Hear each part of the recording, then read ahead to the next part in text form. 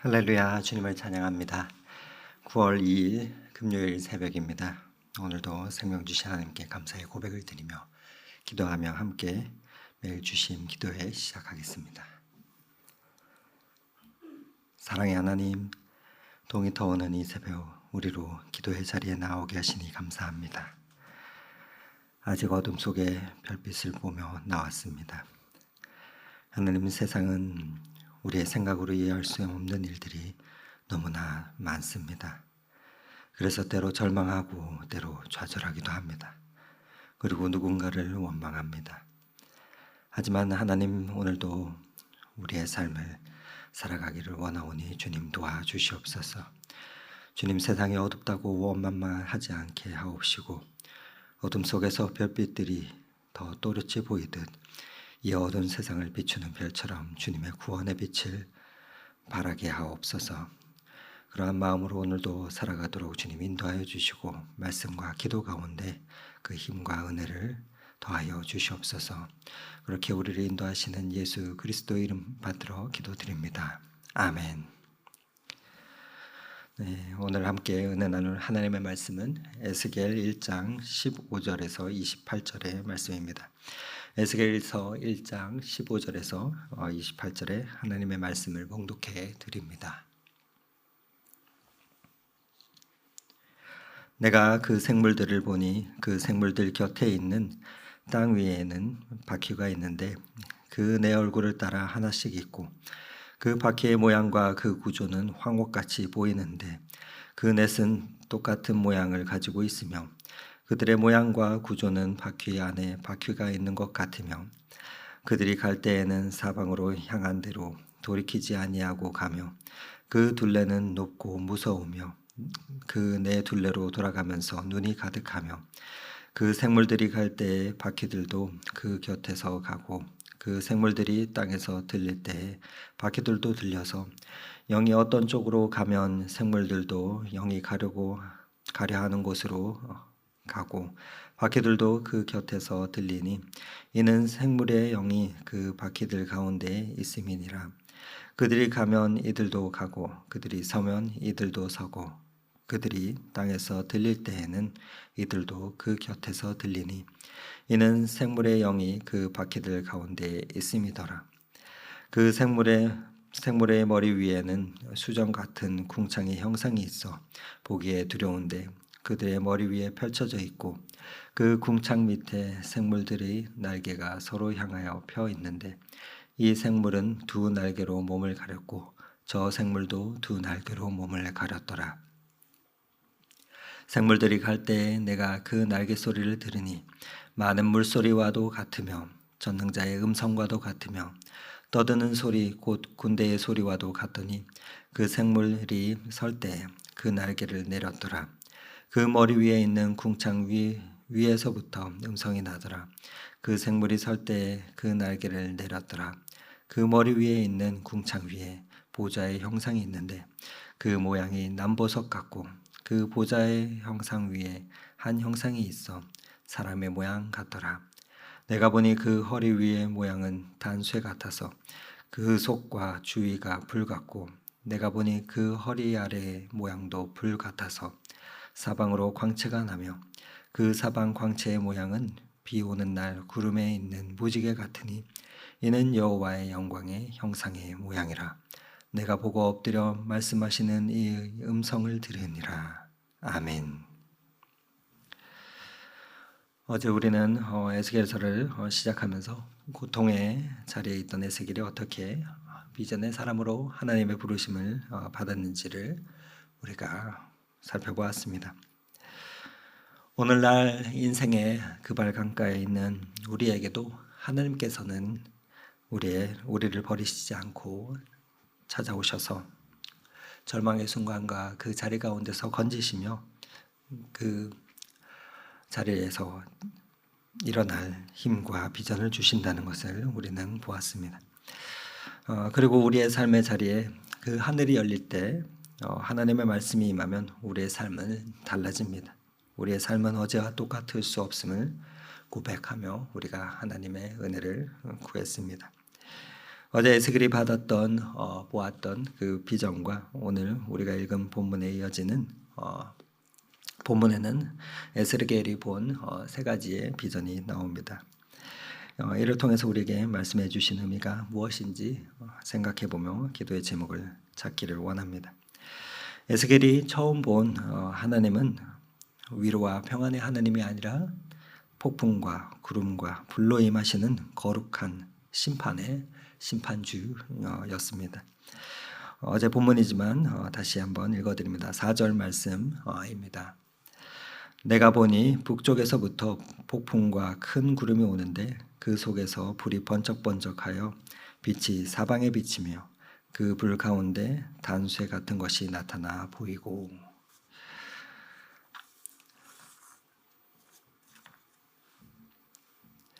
힘겨운 삶의 현장에 하나님의 위로와 평안이 분명 필요합니다.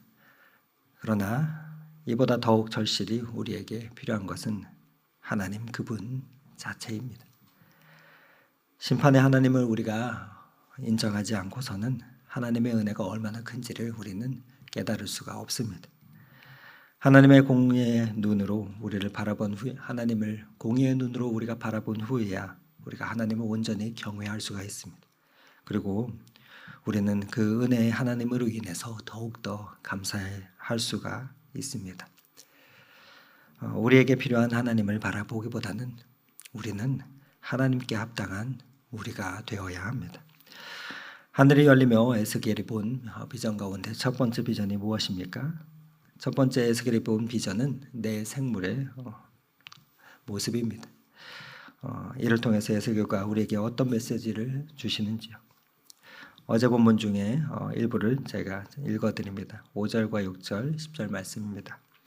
그 속에서 내 생물의 형상이 나타나는데 그들의 모양이 이러하니 그들에게 사람의 형상이 있더라.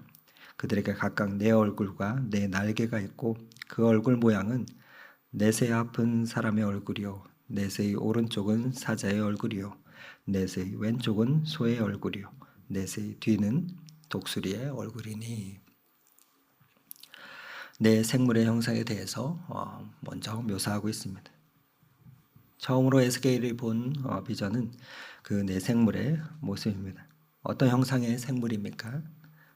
네 가지 얼굴을 가진 생물이었습니다. 전통적으로 이 네 생물에 대해서 다음과 같은 관점으로 해석을 합니다. 네 생물의 형상과 모습을 설명할 때 하나님의 피조물 가운데 특별히 중요한 네 생물을 상징하는 것 같다라고 말입니다. 이를 통해서 하나님을 섬기는 자세와 또 마음을 우리에게 알려주는 것이죠. 넷 중 앞은 사람의 얼굴입니다. 사람은 특별히 하나님께서 당신의 형상으로 지은 존재입니다. 사람의 얼굴과 같다라는 말은 하나님을 섬기되 지혜롭게 순종함을 상징합니다. 그리고 넷의 오른편 사자의 얼굴은 사자는 동물의 왕입니다. 뒤로 물러서지 않는 것이 특징이죠. 즉 담대하게 하나님 앞에서 충성함을 상징합니다. 그리고 넷의 왼편은 소의 얼굴입니다. 소는 충성스러운 동물입니다. 주님을 위해서 모든 것을 희생하는 것을 말합니다. 하나님 앞에 충성스럽게 맡은 일들을 잘 감당함을 상징합니다. 넷의 뒤편은 독수리로 독수리는 신속함, 비상을 말합니다. 하나님의 일꾼들이 주의 일을 할 때 그렇게 신속함으로 즉시 순종함의 그 자세를 말하고 있는 것입니다. 이는 어떤 영적인 존재들의 천사의 모습을 보여주는 것이라 생각합니다. 이러한 천사들을 데리고 하나님께서는 자신의 일들을 행하고 계신다라는 사실로 우리는 생각해 볼 수가 있습니다.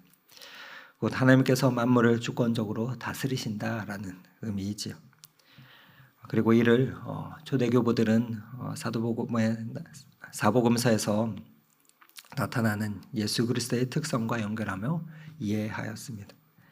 바로 마태복음은 왕으로 오신 예수 그리스도에 대해서 기술하고 있는데 예수님에 대한 내용을 사자와 같은 신분으로, 마가복음에 나타난 종으로 오신 예수님의 모습을 소와 같이 순환받으시고 일하시는 예수님의 모습으로, 누가복음에 나타난 참 사람의 아들로 오신 예수 그리스도의 모습을 사람의 모습으로, 요한복음에 나타난 하나님의 아들로 오신 예수님을 완전한 신으로서 오신 예수님을 독수리로 상징하며 연결하였습니다.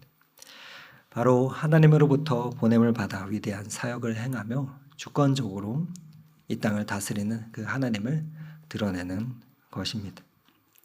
그 발 강가에서 하나님은 도대체 어디에 하나님 계십니까?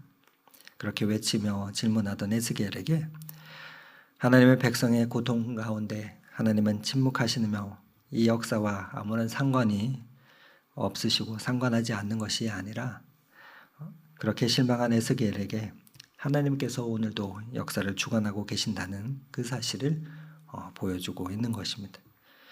그 하나님께서 우리를 구원하신다.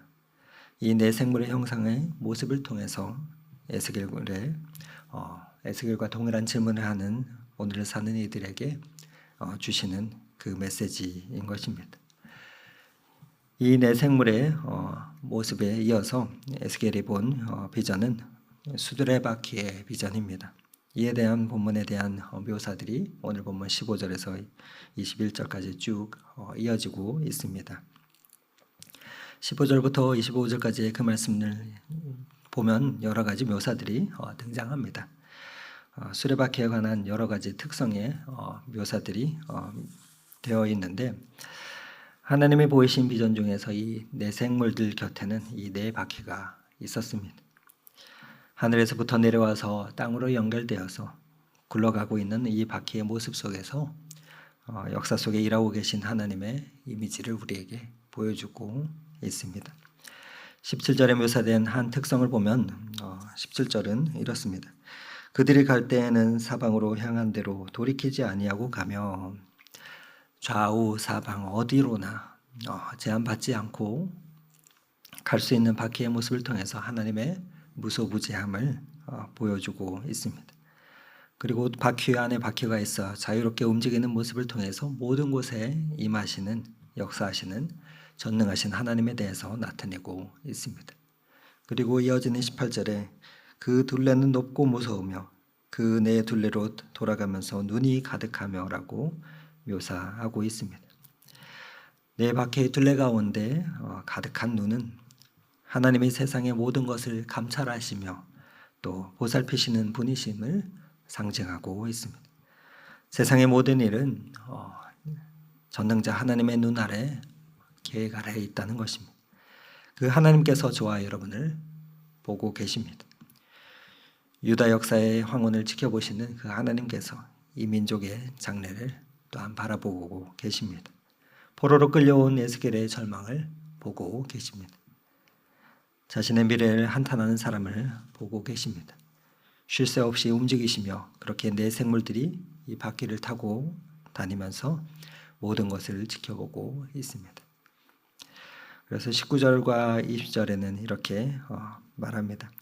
그 생물들이 갈 때 바퀴들도 그 곁으로 가고 그 생물들이 땅에서 들릴 때 바퀴들도 들려서 영이 어떤 쪽으로 가면 생물들도 영이 가려 하는 곳으로 가고 바퀴들도 그 곁에서 들리니 이는 생물의 영이 그 바퀴들 가운데 있음이니라.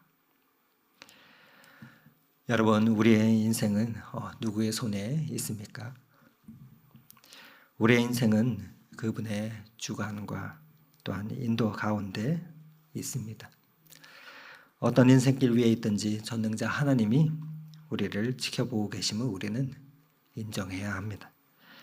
한계를 지는 존재인 우리가 이 땅에서 평강을 누리는 비결은 전능자 하나님께 그분을 전적으로 신뢰하며 언제나 그분을 따라가는 삶이기 때문입니다. 에스겔에게 보여주신 두 번째 비전, 이 내 생물 곁의 네 바퀴는 오늘도 하나님께서 그 역사의 수레바퀴를 돌리시며 주관하신다는 것입니다. 그렇게 에스겔은 하나님께서 보여주시는 비전들을 보았습니다. 마지막으로 세 번째 에스겔이 본 비전은 내 보좌의 비전입니다. 그에 대한 기술이 26절에서 끝절인 28절까지 나와 있습니다. 제가 잠시 읽어드립니다. 28절 말씀입니다. 그 사방 광채의 모양은 비오는 날 구름에 있는 무지개 같으니 이는 여호와의 영광의 형상의 모양이라. 내가 보고 엎드려 말씀하시는 이의 음성을 들으니라. 에스겔은 하늘 보좌에 계시며 무지개 같은 그 광채에 둘러싸인 하나님의 영광스러운 모습을 바라보았습니다. 그 보좌가 얼마나 영광스러웠으면 그대로 묘사할 수가 없어서 오늘 본문을 보면 무엇 같다 라는 표현들을 여러 번 반복하고 있습니다. 그 보좌에 누가 앉아 계십니까? 사람의 모양 같은 분이 앉아 있다 말합니다. 하나님은 영이시기 때문에 어떠한 형상을 가진 분이 아닙니다. 그런데 여기서 그분을 사람의 모양 같다 한 것은 하나님께서 자신의 모습을 우리 인생들에게 보여주실 때 또 그리고 인생들과 친근히 교제할 수 있도록 자신을 사람의 모습으로 나타내셨다는 것입니다. 그렇게 사람의 형상으로 이 땅에 오신 하나님이 누구십니까? 바로 예수 그리스도이십니다. 보좌에 앉으신 예수 그리스도께서 그 보좌에 앉아 역사 속에 간섭하시며 역사 가운데 하나님의 구원의 역사를 펼치시고 계신다는 것입니다. 그래서 그 무지개는 하나님의 구원의 약속이었습니다.